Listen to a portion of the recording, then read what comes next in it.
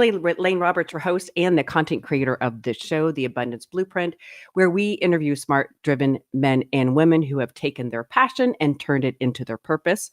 You are in the right space and place if you want to listen in on the conversation I'm going to be having with Igor, who is CEO and founder of idealdata.io. And we're going to talk about how to set your business up for sale and be successful. So stay tuned for that. If you are a B2B entrepreneur thinking about selling your business or just ready to scale without burning out, this is going to be the conversation you want to be listening to.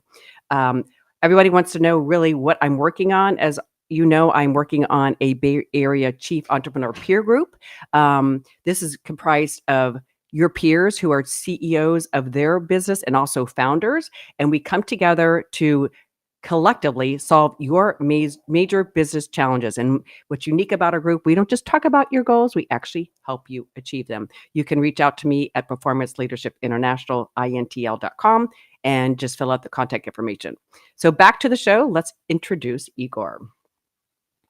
Meet Igor Krasnykh, founder and CEO of idealdata.io. He helps founders grow from 6 to 8 figures and build sale-ready companies that can thrive. He also has a sharp, practical weekly newsletter called The Business Catalyst, which I personally love and have subscribed to. And he shares actionable strategies to scale smarter, operate more efficiently, and prepare for a high-value exit. Please welcome Igor.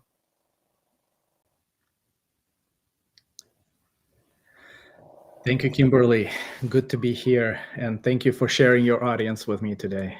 No, we're excited to have you on, and they're excited to hear all of the wonderful things you have to say about your experience in scaling and exit. It's a popular topic that I work with my members in coaching and also that we discuss in our peer advisor group. So you are totally relevant. As always, I ask our guest, what does abundance mean to you? And you've shared that it consists of 3 B's: business, body, and being. And please elaborate, and how do you incorporate that on your day-to-day? Oh, that's a challenge. I'm working on incorporating those, and I try to stay as close to those 3 B's as possible, because to me, business is kind of money generating aspect of life. Body is, you got to keep this machine in the best shape possible for you to be able to do things during that life. And being is just family, enjoying life, and taking in all this amazing things that are happening outside of this machine and the business and everything else. So Good for you. I think it's totally being present in your life, no matter where you are, whether it's business or out in nature, taking a hike, working out, but then also being with your family, just really truly being present in the moments that you have that are become so special and memorable as well. Of course. And one other thing that I wanted to mention is you try to schedule all of those 3 things or activities for all of those 3 things during the life, but often you can't. Other priorities might take place. Maybe today I'm focusing on the business, and other things kind of take a sidestep or are placed on the back burner. But as long as within a week or something like that, you figure out a way for you to tackle all 3, that's the place that you want to be. No, agree. And I because life is so crazy and we get interrupted and things are shifting in priorities, I always try to end my day looking back on, did I choose to focus on the right thing at the given time? So for example, your kid calls, or your wife needs something, or the business emergency happened when you were having dinner. It's kind of like, at the moment, did I make the right choice for one of those B's because it was the priority? And it, like you said, it can shift. But when collectively look at the end of the day or end of the week, did you make the right decision in that moment? And that you can't regret, I think. And that where you have to say, I had a good day then, right? Of course, Yeah. 100%. Your pivotal moment was really actually 3 things that you have been instrumental in your life. One, you found your passion early in life, which is very admirable. Not all of us have that experience, or many are still looking for it. Was not afraid to try new things, and always prioritize what was critically most important. Did somebody teach you that? Was that just something you learned over time, trial and error? Just how can you elaborate on that for our audience? Yeah, so I was lucky to have a friend of mine introduced me to an accountability group in Austin. So I'm a recent boomerang back into the Bay Area, and I lived in Austin, Texas for 17 years before coming back.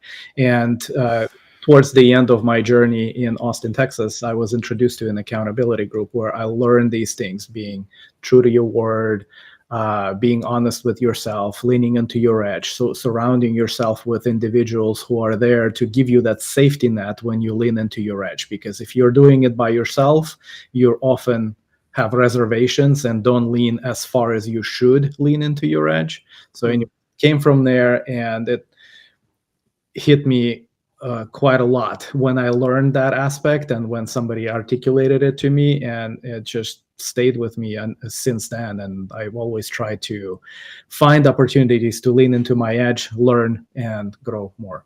No, good for you. It sounds like that accountability group really did some was very transformational for you. I think at the end of the day, all we have is a word. I mean, we can write all the contracts up and make all promises, but if we don't hold up to a word of what we say and actually follow through, I think we're not being integrous. We're not serving our purpose, and we're not building the relationships that really can make us joyful and happy. So good for you.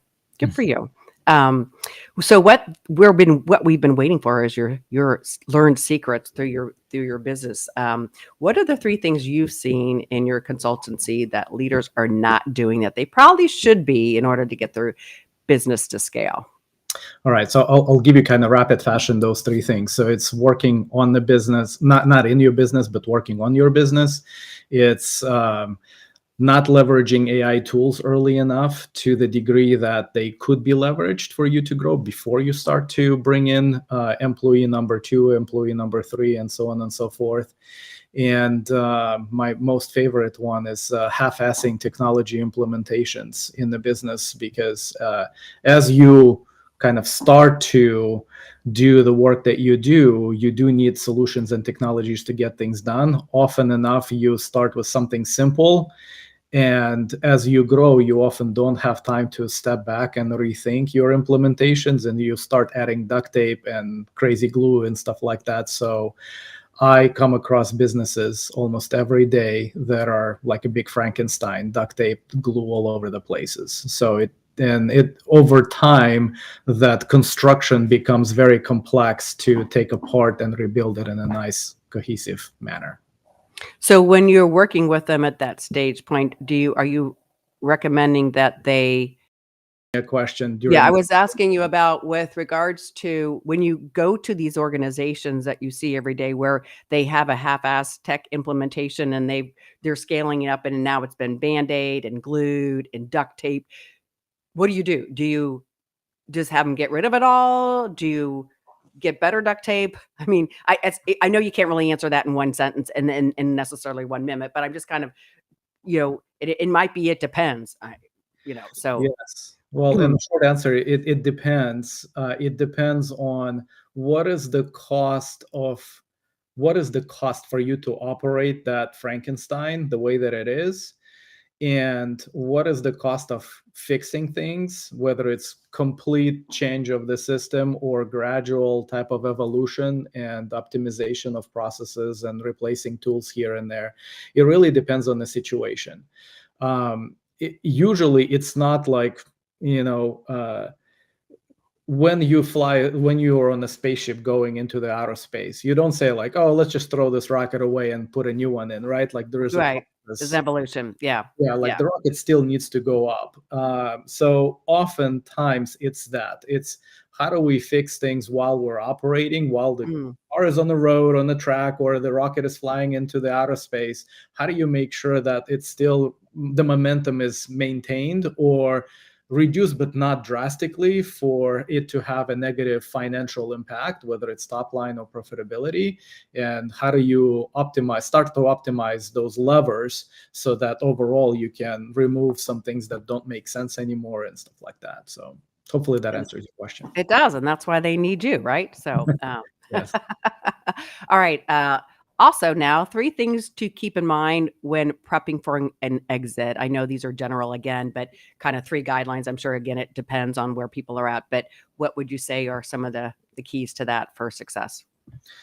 I'll start with a kind of a common non-brainer is when the business owner is ready for an exit. The biggest question that the buyer will ask is, can the business operate without you? Yep. And if the owner is involved, the value of the business is much lower compared to if the owner has other teams that are running the business, and the owner can take 90-day or 180-day vacation and then come back, and that by that time the business has grown. If you've achieved that, then you're in a very good position and situation. To get a little bit more tactical, what I also see is, and since I play kind of more in wholesale, manufacturing, technology type of spaces, recurring revenue is what you want to go for. So if you have kind of a brick and mortar type of store selling physical goods and things like that, you don't have a recurring revenue model, your multiple is going to be much less compared to if you have recurring Yep. revenue. And many businesses today can implement a successful recurring revenue model. Often enough, those businesses that I come across with, they're a little bit scared and saying, like, we always sold things as a one-off. What can we do to implement a recurring revenue model? And we help them with that strategy and creative ways to implement that strategy. We'll identify and implement that strategy for them. So that's the second item. And the last is, I see it also every day when somebody comes to you and says, you know what, I'm ready to exit my business and sell. At that point, they typically have a number in their mind what they wish they would sell their business for, but the reality is the actual valuation and what the other person is willing to pay for their business is a lot less. So there's that big gap between expectations and the reality. So ideally, what kind of maybe an advice is, having your North Star number is great. If the expectation and if the gap is extremely large for you, then partner with somebody like TechNWeb, which is my primary business. Ideal Data is more of an integration platform, but under Tech and partner with somebody like us, TechNWeb, to help you identify how do you reduce that gap, what levers can you do, what systems you can implement that will help you grow your top line, increase your profitability, reduce your expenses to help you get to that larger exit and a larger multiple. No, I think those are great, great, great tips. I don't know if you've read the book E-Myth Revisited. It's really for entrepreneurs and how they make, what they make the mistake of doing something they love in somebody else's company and then going to make their business all about their thing that they do well, but not realizing they have to do the CFO part, the marketing part, the IT part, all the part. But what they talk about is, you're doing it right if you have now created your company so that you can franchise it, kind of what you talked about. That is ultimately what you want to get to, the point where you can literally, you've got so many processes in place, it can run without you. You can actually almost sell it as a franchise for someone else to run. So very well said. Then our closing question is, what would you tell your younger self? Lean into your edge more, surround yourself with people who have achieved the goals you have set in front of yourself. When have you seen that, or you didn't have that in your life, or just explain a little bit more about that? I and I don't know, maybe this will resonate, but I'm kind of reflecting back on my career, my growth, and thinking back, I wish I would have had more people that surround me who have achieved the goals that I had back then. And back then, my goals were very little compared to what they are right now. And I think it's like, I wish I would have told myself that, but I don't know if my younger self would listen to. I just wish he would. It's one of those types of things. So Right. surround yourself with people who can elevate you, and make sure that it's either everyone who surrounds you should be elevating you, or the percentage of those people it's a large percentage of people.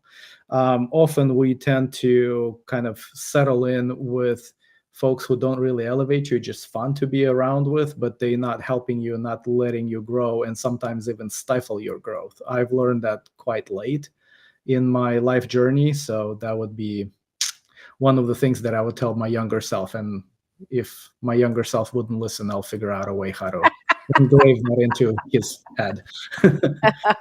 Very well said. Yeah, we often talk about, in finding a peer advisor group or some kind of community that you're talking about is you are the average of the top 5 people you spend the most time with. So if you're spending most of your time with, people that are not as driven as you or achieving goals or however that you want that to be or spiritual, whatever, you will be the result of that. So, like you said, achieve high and look for people that challenge you and already have achieved the goals that you want to achieve in your life, almost like a group mentorship, if you will. So, Of course. And I want to add something very important to that, because it's a two-way street when you meet those individuals, because you're getting something from them, they're elevating you, and it's very important for you to quickly figure out how can you contribute something back to them, because if it's a one-way street, they're probably gonna quickly put an end to that type of a collaboration and networking. So it's a two-way street, and always try to give them more than what they ask. So exactly. good Yeah. promise and over deliver, right? Yep. Relationships are built on really mutual benefit, right? So if there's always a taker and always a giver, it doesn't really last very long. So Igor, you have been delightful. I really enjoyed this conversation. We're going to drop you into the green room. Feel free to go down there and have a mocktail. I'm going to close out the show, and we'll talk about some next steps. Okay. Thanks again for being part of the show. It was very enjoyable. Thank you. Wow, great insightful conversation with Igor. I will also put his new company in the show notes in addition to access to his weekly newsletter. So look for that in the show notes. Thanks for joining us at 9 o'clock every Tuesday. Just because we are already past the halfway point for 2025, many of you are still surviving and not thriving. If you're waking up not excited to start your day or anticipating a wonderful future, it might be time to have a conversation with me. You can simply find me at Performance Leadership International. There's also a Calendly link in the notes. I will help you get aligned with your dreams and achieve them and get rid of that snooze alarm. So we're going to say bye for now. Thanks again for joining us. We'll look forward to seeing you next time here on the Abundance Blueprint with Kimberly.